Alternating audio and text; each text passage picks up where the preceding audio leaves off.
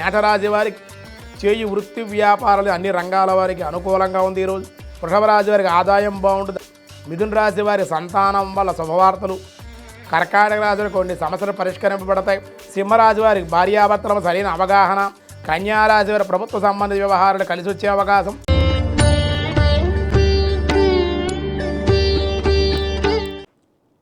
వక్రతుండ మహాకాయ కోటి సూర్య సమప్రభ నిర్విఘ్నం కురు మే దేవా సర్వకార్యేషు సర్వదా శ్రీ మహాగణాధిపతయే నమః. భక్తివర్ణ ప్రేక్షకులకు శుభోదయం 26/8/2026. స్వస్తి శ్రీ చాంద్రమానం పరాభవనామ దక్షిణాయనం వర్ష ఋతువు శ్రావణమాసం శుక్లపక్ష త్రయోదశి బుధవారం. త్రయోదశి ఉదయం 7:12 వరకు. అలాగే శ్రవణ నక్షత్రం రాత్రి 1:15 వరకు ఉంది. వర్జం శేషవర్జం ఉదయం 5:30 ఉదయం. దుర్ముహూర్తాలు ఉదయం 11:37 నుండి 12:27 వరకు. సూర్యోదయం 5:48, సూర్యాస్తమయం 6:17. అమృత గడియలు మధ్యాహ్నం 1:59 నుండి 3:43 వరకు. రాహుకాలం మధ్యాహ్నం 12 నుండి 1:30 వరకు రాహుకాలం. శుభ సమయం ఉదయం 7 నుండి 8:10 వరకు. మధ్యాహ్నం 2:30 నుండి 3:25 వరకు శుభకాలం. సౌభాగ్యయోగం ఉంది, మంచిది ఉదయం 9:34. తైతులు కరణం ఉదయం 7:11. గరంజి రాత్రి 7:49. దినారంభ చక్రంలో మేషరాశి వారికి చేయి వృత్తి వ్యాపారాలు అన్ని రంగాల వారికి అనుకూలంగా ఉంది. ఈరోజు వృషభ రాశి వారికి ఆదాయం బాగుంటుంది. మానసిక స్థితి కుదుటపడే అవకాశం ఉంది. మిథున రాశి వారి సంతానం వల్ల శుభవార్తలు. బంధుమిత్రుల కలయిక, ధనవృద్ధి. కర్కాటక రాశిలో కొన్ని సమస్యలు పరిష్కరింపబడతాయి. సంతోషకరమైన వార్తలు కూడా వినే అవకాశం ఉంది, సంతోషంగా ఉంటారు.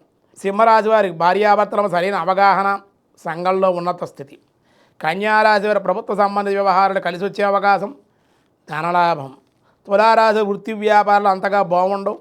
ఆదాయం అంతంత మాత్రంగానే ఈరోజు ఉండే అవకాశం, కొన్ని పనులు కూడా వాయిదా పడే అవకాశం ఉంది. వృశ్చిక రాశి వారు ఊహించని ఖర్చులు, ఊహించిన సమస్యలు, రుణాలు చేయవలసి రావలసి వచ్చుట జరిగే అవకాశం ఉంది. ధనస్సు రాశి వారికి ఆరోగ్య లాభం, దానివల్ల కొన్ని అనుకోని శుభ సంఘటనలు కూడా జరిగే అవకాశం, దానివల్ల ఆనందంగా ఉండగలుగుతారు. మకర రాశి వారి ప్రభుత్వ మూలికంగా ఇబ్బందులు ఉంటాయి. పెండింగ్ వ్యవహారం ఇంకా పెండింగ్లోనే పడే అవకాశం, పనులు పూర్తి కాక విచారం. కుంభరాశి వారి కుటుంబ వ్యక్తులతో మనస్పర్ధలు, వాద ప్రతివాదనలు, కోపతాపాల వల్ల ఇబ్బందులు, మానసిక అశాంతి ఉంటుంది, కానీ జాగ్రత్తగా ఉండాలి. మీనరాశి వారికి ఆరోగ్యపరంగా కొన్ని సమస్యలు వచ్చే అవకాశం. ఎలక్ట్రానిక్ వస్తువుల వల్ల ఇబ్బందులు, విలువైన వస్తువులు పోగొట్టుకునే అవకాశం ఉంది, కొంచెం జాగ్రత్తగా ఉండాలి. త్రయోదశి బుధవారం కాబట్టి గణపతి ఆరాధన, విష్ణాలయ దర్శనం, విష్ణార్చన, విష్ణు సహస్రనామ పారాయణకి ఈరోజు చాలా అనుకూలం. శ్రవణ నక్షత్రం వెంకటేశ్వర ఆరాధన దర్శనానికి, శ్రవణ నక్షత్ర వెంకటేశ్వర నక్షత్ర అభిషేకం, శ్రవణ నక్షత్ర పూజలు, శ్రవణ నక్షత్ర కళ్యాణం జరుగుతుంది. కాబట్టి వెంకటేశ్వర స్వామి వారి దేవాలయాలు దర్శించడం వల్ల, శ్రవణ నక్షత్ర కళ్యాణాన్ని జరిపించుకోవడం వల్ల విశేషమైన సత్ఫలితాలు కలుగుతాయి. భక్తివర్ణ ప్రేక్షకులకు శ్రావణమాస మహిళామణులు ముఖ్యంగా శ్రావణమాస శుభాకాంక్షలు, శుభ ఆశీస్సులతోటి భక్తుల యొక్క కోరిక మేరకు, భారతీయులు ప్రవాస భారతీయుల యొక్క కోరిక మేరకు అష్టలక్ష్ములు ఎంతమంది, వాళ్ళ చేతుల్లో ధరించేటువంటి ఆయుధాలు ఏమిటి, వాళ్ళు ఇచ్చేటువంటి సత్ఫలితాలు ఏమిటి అని భక్తివన్ దేశ విదేశాల్లో ఉండేటువంటి తెలుగువన్ భక్తివన్ ప్రేక్షకుల యొక్క కోరిక మేరకు, భక్తుల కోరిక మేరకు అష్టలక్ష్ముల యొక్క ఆ రూపాల యొక్క వర్ణన ఎలా ఉంటుంది, వాళ్ళు ఇచ్చే ఫలితాలు అవన్నీ కూడా, విశేషాలన్నీ కూడా మీకు భక్తివన్ మీకు అందిస్తుంది. అసలు ఐశ్వర్యం అంటే ఏమిటి? ఐశ్వర్యం అంటే, పరిపూర్ణమైన ఐశ్వర్యం అంటే బ్యాంక్ బ్యాలెన్సు, స్థిరాస్తులు, ఈ ధనము, ఈ కార్లు, ఈ నౌకర్లు, ఈ పెద్ద పెద్ద బంగళాలు, ఇవేనా మనకు ఐశ్వర్యం? సంపద అంటే అదేనా? కానే కాదు అని మనకి శాస్త్రం చెబుతోంది.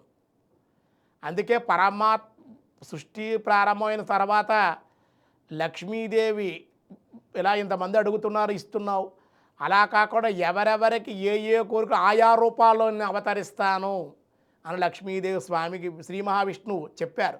భక్తుల యొక్క కోరికలు నెరవేర్చు లక్ష్మి, నేను వాళ్ళని రక్షిస్తాను, వాళ్ళకి ఆహారాన్ని నువ్వు ఏదో ఒక రూపంలో వాళ్ళు నెరవేర్చు, వాళ్ళకి దారిద్ర్య బాధలు లేకుండా ధనలక్ష్మిగా రా. లక్ష్మీదేవి చెప్పిన దారిద్ర్య బాధ లేకుండా ధనలక్ష్మిగా ధనాన్ని ఇస్తాను, ఆరోగ్యం కోసం ఆరోగ్యలక్ష్మిగా, సంతానం కోసం సంతానలక్ష్మిగా, వాళ్ళ ధైర్యం ఇవ్వడం కోసం ధైర్యలక్ష్మిగా, తరువాత విద్యాలక్ష్మి. ఈ విద్యాలక్ష్మి ప్రణత సురేశ్వరి భారతి భార్గవి శోక వినాశిని రత్నమయే మణిమయ భూషిత కర్ణ విభూషణ శాంతి సమావృత హాస్యముఖే నవనిధిదాయిని కలిమలహారిణి కామిత ఫలప్రదకరాభ్యయుతే జయ జయ హే మధుసూదనగామిని విద్యాలక్ష్మి సదా పాలయ మాం. విద్యాలక్ష్మి అజ్ఞానంలో ఉన్నటువంటి వాడికి జ్ఞానాన్ని ఇస్తుంది, సకల విద్యలని కూడా ప్రసాదిస్తుంది. కనుక విద్యా వివేకాన్ని ఇచ్చేడు లక్ష్మి విద్యాలక్ష్మి. ఈ విద్యాలక్ష్మి సకల శుభాలని, సకల కళలని కూడా ప్రావీణ్యత, సకల కళల్లో ప్రావీణ్యతను, సకల విద్యల్లో ప్రావీణ్యతని, పండితుణ్ణి చేసే విద్వాంసుణ్ణి, విద్యావంతుణ్ణి చేసేటువంటి శక్తి సామర్థ్యాలు విద్యాలక్ష్మికి ఉన్నాయి. అందుకే విద్యార్థులు కూడా విద్యాలక్ష్మిని విశేషంగా విద్యాలాభము, జ్ఞానము, విద్యల యందు అనేక కళల యందు ప్రావీణ్యత కూడా విద్యాలక్ష్మి ద్వారానే కలుగుతాయి అని విద్యాలక్ష్మి వైభవాన్ని మీకు తెలియజేయడం జరిగింది. చిట్ట చివరి లక్ష్మి, 8వ లక్ష్మి ధనలక్ష్మి.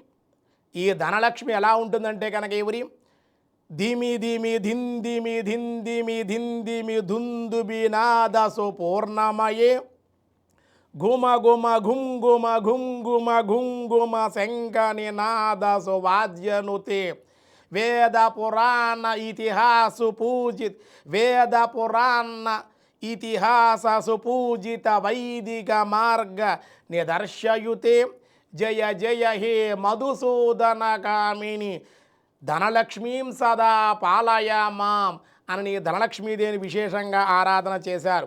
ఈ ధనలక్ష్మి అమ్మవారు ఎలా ఉంటారంటే శంఖ చక్ర గదాహస్తే మహాలక్ష్మీ నమోస్తుతే. ఒక చేతిలో శంఖాన్ని, మరి ఒక చేతిలో చక్రాన్ని ధరించి, కలశాన్ని, ధనుర్బాణాలను, పద్మాలను కూడా ధరించి, అరచేతిలో పద్మాన్ని ధరించి బంగారపు నాణాలను కురిపిస్తూ ఎర్రనైనటువంటి దివ్య వస్త్రాన్ని ధరించి ఉంటుంది కనుక ఈవిడ్ని ధనలక్ష్మి అన్నారు, సౌభాగ్యలక్ష్మి అన్నారు, వరలక్ష్మి అన్నారు, ఐశ్వర్యలక్ష్మి అన్నారు. ఈ ధనలక్ష్మిదే విశేషమైనటువంటి దరిద్రుణ్ణి కూడా ధనవంతుణ్ణి చేస్తుంది, అదృష్టలక్ష్మిగా చెప్పారు, అదృష్టాన్ని కలిగిస్తుంది, విశేషమైన ధనాల్ని అనుభవింపచేసేటువంటి భోగభాగ్యాల్ని, సంపదల్ని ఇచ్చే లక్ష్మి ఏదన్నా ఉందంటే ధనలక్ష్మీదేవినే.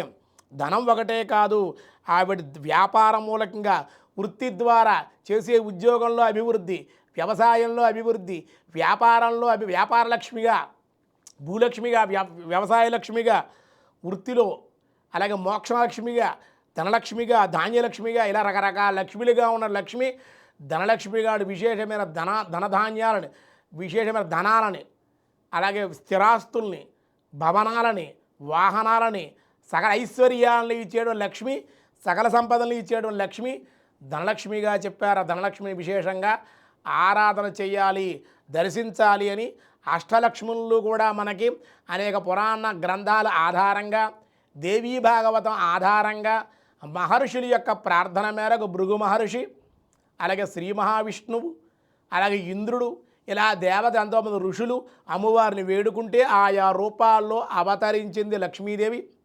కనుక విశేషమైన లక్ష్మిగా భృగు మహర్షి ప్రార్థిస్తే సంతానం లేకపోతే భార్గవీ లోక జనని క్షీరసాగర కన్యక అని చెప్పారు. కాబట్టి సముద్రంలో పుట్టింది కాబట్టి ఇందిర అన్నారు. ఈవిడ్ని క్షీర సముద్రంలో పుట్టితే క్షీర సముద్ర తనయ అన్నారు. భృగు మహర్షి కుమార్తెగా పుట్టింది కాబట్టి భార్గవి అన్నారు. ఇలా రకరకాలుగా అమ్మవారిని స్వామి యొక్క వక్షస్థలంలోనే ప్రథమ లక్ష్మిగా ఉన్న వ్యూహలక్ష్మి అన్నారు.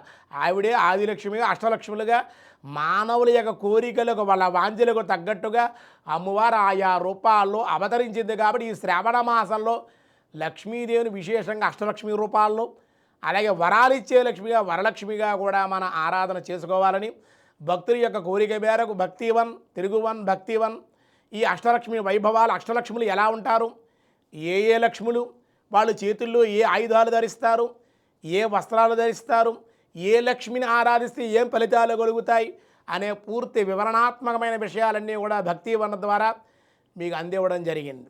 ఆ మహాలక్ష్మి అష్టలక్ష్మి అనుగ్రహం మీ అందరికీ కలగాలని కోరుకుంటూ ఉన్నాం. అష్టలక్ష్మీం సమాహారాం స్వరూపాంతాం హరిప్రియాం మోక్షలక్ష్మీం మహాలక్ష్మీం సర్వలక్ష్మీం నమామ్యహం.